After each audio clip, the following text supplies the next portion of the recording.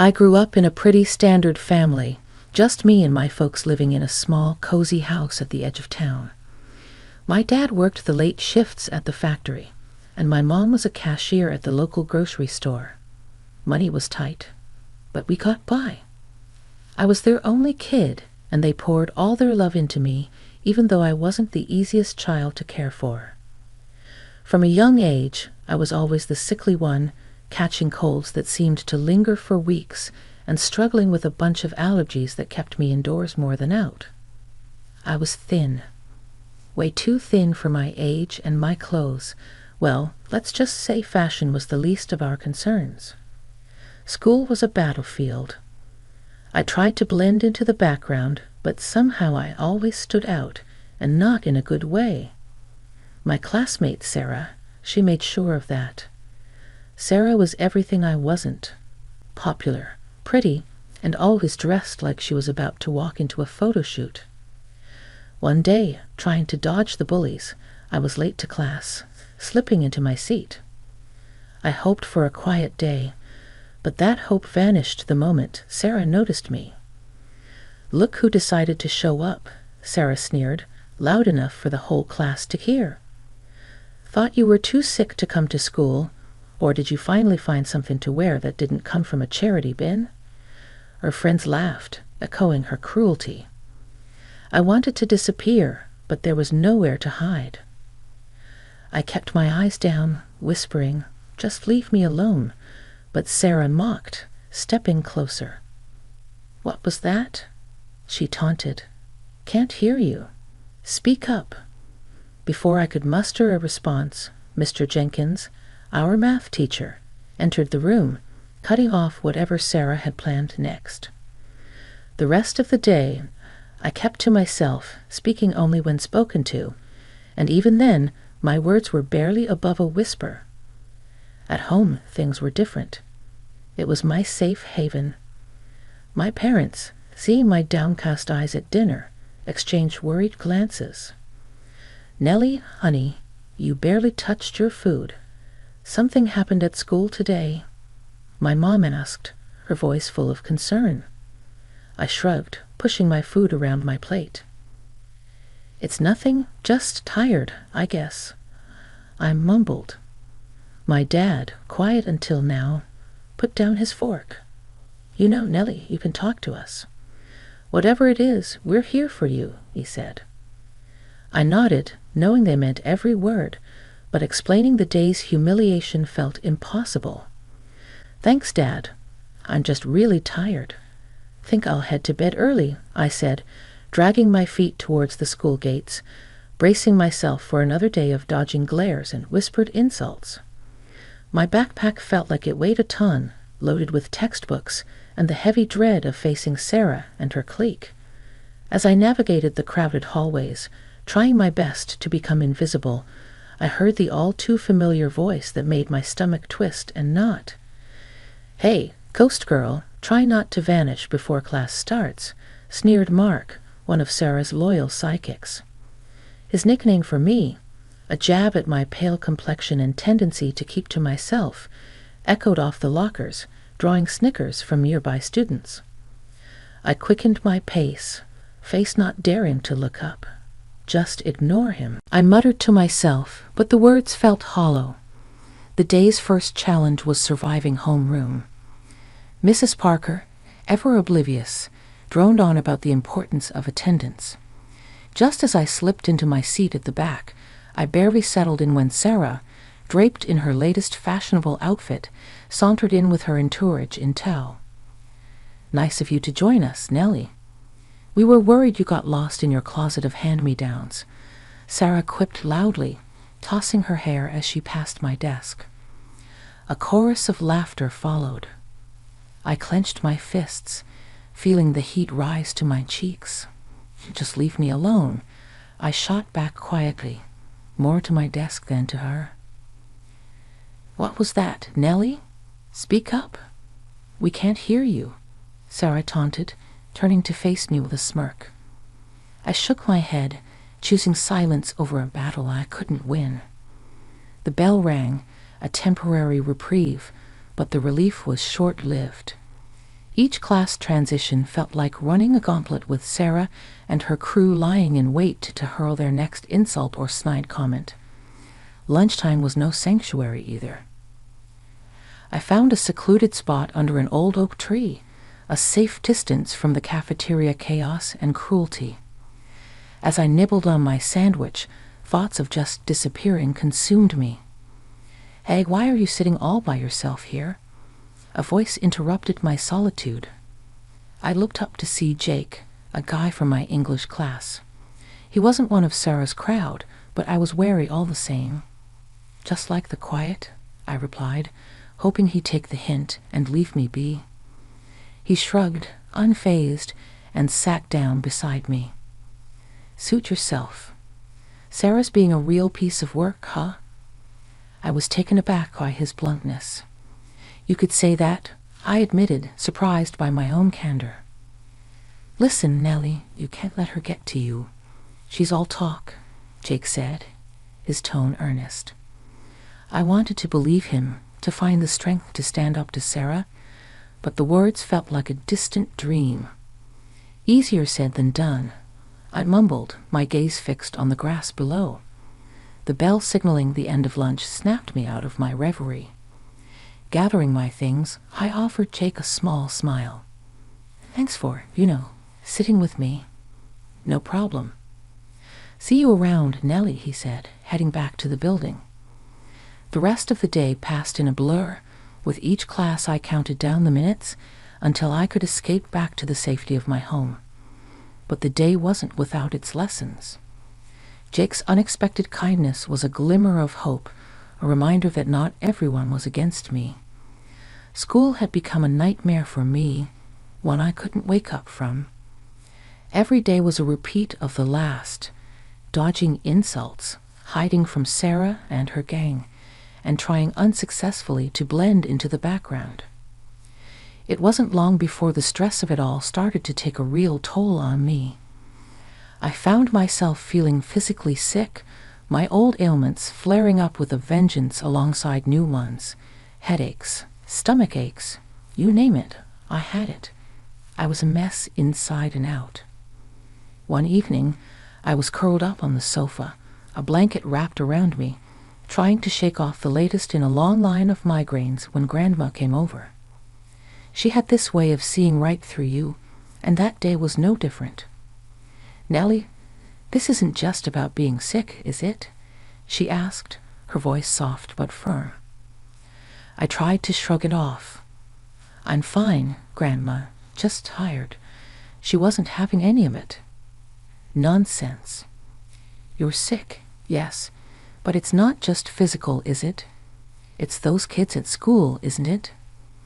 I hesitated, then the floodgates opened. I told her everything about Sarah, the bullying, the constant dread that filled my days. Grandma listened, her expression growing more concerned by the minute. When I finished, she sighed deeply. "Nellie, your body is reacting to your stress and anxiety. It's making you ill. All these problems with your classmates are affecting your health." I was stunned. Could my being bullied be the reason I was always sick? Seeing my confusion, Grandma explained further. Stress can have a real physical impact on your body. It's important we address not just the symptoms, but the cause as well. The next day, Grandma sat down with my parents and me to discuss a plan. It was clear that continuing to attend school wasn't an option, not if things stayed as they were. After much discussion, my parents decided to switch me to distance learning. It was a big change, but one that felt necessary. The difference was night and day. Away from the constant harassment and anxiety, I started to heal. My headaches became less frequent, my stomach settled, and I found myself actually able to concentrate on my studies without the looming shadow of Sarah and her taunts. I was sitting at the kitchen table one afternoon, working through a set of math problems, when Mom came in to make a cup of tea. She watched me for a moment, then said, "You seem different, Nellie." Better, happier even. I hadn't really thought about it, but she was right. "I guess I am," I admitted. It's weird not having to worry about what's going to happen at school every day." Mom nodded, a relieved smile spreading across her face. "I'm just glad to see you feeling better. We should have done this sooner." The transition wasn't without its challenges. I missed the few friends I had, and adjusting to a new way of learning took time. But as days turned into weeks and weeks into months, I found myself grateful for the change. For the first time in a long time, I felt like I could breathe. One morning, as I logged on to my first virtual class, my mom knocked softly on my door. "Nellie, you okay with this? Missing your friends?" she asked, peeking in with a concerned look. I paused, considering. "Kind of," I admitted, "but it's better than before. At least I can focus now." She nodded, her eyes softening. "You just shout if you need anything, okay? I'm right downstairs." As the days turned into weeks, I found a rhythm to my new routine. The subjects I used to struggle with began to make sense, thanks to the absence of distractions and the patient guidance of my online teachers. One afternoon, after a particularly successful math session, my dad came home early and found me at my desk. "Look at you, acing your classes without those bullies breathing down your neck," he said with a grin, ruffling my hair. I couldn't help but smile back. "Feels weird, Dad. Good weird, though, like I can actually do this." "That's 'cause you can, Nellie." "Always could," he replied, pride evident in his voice. Yet it wasn't all smooth sailing. The lack of social interaction began to weigh on me. I missed the face-to-face conversations, even the ones that weren't always kind. The silence of the house, once a sanctuary, started to feel more like a cage. I started to look for ways to fill the social void. I joined online study groups and even started a virtual book club with a few classmates I'd reconnected with. It wasn't the same as hanging out in person, but it helped. One evening, as I closed my laptop after a long study session, my grandma called. "How's my favorite granddaughter?" she asked, her voice warm and comforting. "I'm your only granddaughter, Grandma," I teased, smiling at our ongoing joke. Details, she chuckled. "How's the distance learning going?" "It's good, actually. I mean, I miss seeing people, but I'm doing better in school now," I shared, feeling a sense of achievement. "That's my girl. You're stronger than you know, Nellie. Don't forget that," she said, her words lifting my spirits. Prom night was something I had dreaded for months. The very idea of attending filled me with anxiety. My parents, however, thought it would be good for me, a chance to close this chapter on a high note, as they put it. Despite my protests, I found myself nodding along to their encouragement. "It's a once-in-a-lifetime thing, Nellie. You might regret not going," Mom said, her eyes hopeful. I couldn't bring myself to argue further, even though every fiber of my being screamed against it. So there I was, in a simple dress that my mom and I had picked out, standing awkwardly at the back of the gym, trying my best to blend in with the walls. The gym was transformed, barely recognizable with all the decorations and lights. Groups of my classmates, all dressed up, were laughing and dancing, enjoying the night. I couldn't help but feel like an outsider, watching the festivities from my lonely corner. As the evening dragged on, I decided to make a quiet exit. No one would notice I was gone anyway. But just as I was about to slip out, Sarah in her stunning dress blocked my path. "Leaving so soon, Nellie? The party's just starting," she sneered, her voice dripping with malice. I tried to step around her, but she shoved me back a little too forcefully. "Watch where you're going," she hissed, her eyes gleaming with cruelty. The sudden push caught me off guard, and I stumbled, drawing the attention of those nearby. In seconds, I was surrounded by Sarah's friends, their laughter piercing the loud music. "Look at her, can barely stand straight," one of them mocked, pointing directly at me. Sarah leaned in closer, her voice loud enough for her circle to hear. "Guess some things never change, Nellie? Always the clumsy one." I felt my cheeks burn with embarrassment and something else. Anger maybe, or just a deep, aching sadness. "Just leave me alone, Sarah," I managed to say, my voice shaky but loud. "Oh, I will. Don't worry. Wouldn't want to ruin my night by spending another minute with you," she retorted, her words like daggers. The group's laughter followed me as I turned and ran, not stopping until I was safely outside, away from their taunting faces. Tears blurred my vision as I made my way home, the night air doing little to cool my flushed cheeks. My parents were waiting up when I got home, their faces lighting up at the sight of me. But as they took in my tear-streaked face and the defeated slump of my shoulders, their smiles faded. "What happened, honey?" Mom asked, rushing over to me. I shook my head, unable to find the words to explain the humiliation and hurt. "I just want to forget tonight ever happened," I whispered, the tears starting again as I let my parents wrap me in their arms, their concern and love a small comfort in the face of my pain. After the prom disaster, I was more than ready to put high school behind me. College was my chance to start fresh, to be someone new. I chose to study medicine, driven by a deep-seated desire to help others, maybe even understand a bit more about my own struggles through learning about the human body and mind.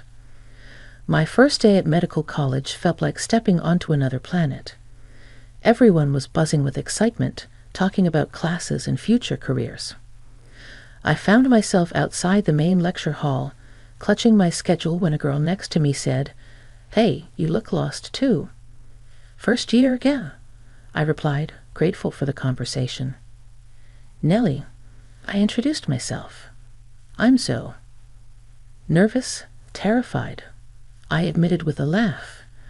Zoe and I stuck together, finding our way to the lecture hall. Sitting down, I felt a nervous excitement bubble up inside me. This was it, my chance to really make something of myself. As weeks turned into months, I started to come into my own. I was doing well in my classes, even making a few friends. Zoe and I became inseparable, studying together and encouraging each other through the tough exams and endless assignments. Our hard work paid off, and I found myself thriving in a way I never had before. The subject of psychosomatic medicine particularly fascinated me, the idea that the mind could have such a profound effect on the body. It resonated with my own experiences, and I delved into the research with a passion.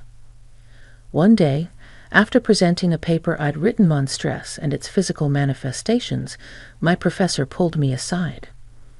"Nellie, your work is impressive. Have you considered specializing in this field?" I was taken aback. I hadn't really thought about it. He nodded thoughtfully. "Think about it. You have a knack for understanding the complexities of the human mind and body. It's a rare gift." His encouragement bolstered my confidence, and I began to see a clear path ahead of me. I was going to use my past, my struggles, and turn them into something positive. I was going to help people heal, not just physically, but emotionally too. As the years passed, I graduated from medical college with honors, my sights set on specializing in psychosomatic medicine. My family was proud, and I, for the first time in a long time, was proud of myself too. I had turned my life around, and I was ready to face whatever came next with a newfound strength and determination. Zoe hugged me tight on graduation day. "Look at us, we made it." "Yeah, we did," I said, smiling. "Here's to new beginnings." And as we threw our caps into the air, I felt a sense of closure. The hurt and isolation of my past were behind me. Ahead lay a future full of possibilities, a chance to make a real difference, and I was ready for it. After pouring years into researching the profound effects of psycho-emotional stress on the body, my work started gaining traction. I'd written extensively on how the turmoil of our minds could physically manifest, leading to real, often severe health issues. Stress, anxiety, the grind of daily life, it all could lead to negative reactions within the body, spiraling into chronic conditions.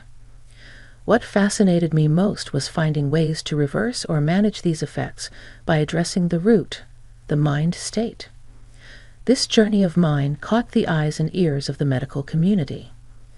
Invitations flooded in, asking me to share my findings with peers, specialists, and even skeptics. It wasn't long before my name became somewhat of a buzzword in medical circles, a symbol of a fresh perspective on holistic healing.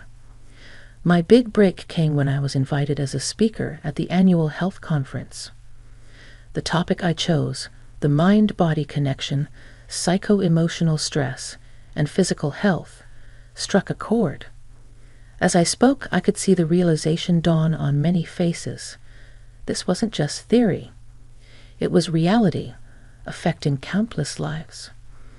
I walked off that stage to a sea of applause, my heart racing not from fear but exhilaration.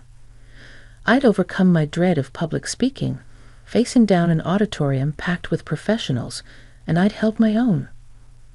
The buzz from my presentation didn't just end with applause. Post-conference, an invitation came my way that would have seemed unimaginable years ago. A dinner with the who's who of the health sector. Government officials, insurance bigwigs, clinic heads, and industry specialists. All were to be there. As the day of the dinner approached, a mix of excitement and nerves took over. This was more than just a meal. It was a networking goldmine, a chance to discuss potential collaborations to take my work to the next level. I stood in front of my mirror, makeup in hand, determined to look my best. I wasn't just representing my research. I was representing myself, my journey. I chose my dress carefully, the one that always made me feel confident and at ease as I applied my makeup. I allowed myself a moment to reflect on the significance of this evening. It wasn't about looking no worse than the other women there. It was about feeling my best, about walking into that restaurant with my head held high, knowing I belonged at this elegant dinner surrounded by the health sector's elite. Compliments flowed my way, each one boosting my confidence more than the last. As the evening wound down, I decided it was time to head home, still riding the high of the night's successes. But as I made my way through the hallway, a familiar voice stopped me in my tracks. It was her, Sarah, my high school nightmare. "Wow, look at you, finally figured out how to dress, huh?" Sarah's voice, laced with that same condescending tone, filled the space between us. I turned to face her, finding her just as beautiful and just as arrogant as she'd been back in school. "Long time no see, Sarah," I said calmly. Sarah laughed, a sound that once would have sent me spiraling into anxiety. "Seriously, though, how much did you have to borrow to afford a place like this?" "This place isn't cheap." I met her gaze steady and calm. The fear and insecurity she once inspired in me had long since faded, replaced by a strength forged in overcoming and succeeding despite people like her. Before I could respond, the organizer of the dinner, Mr. Thompson, approached, his concern evident. "Is everything all right here?" he asked, looking from me to Sarah.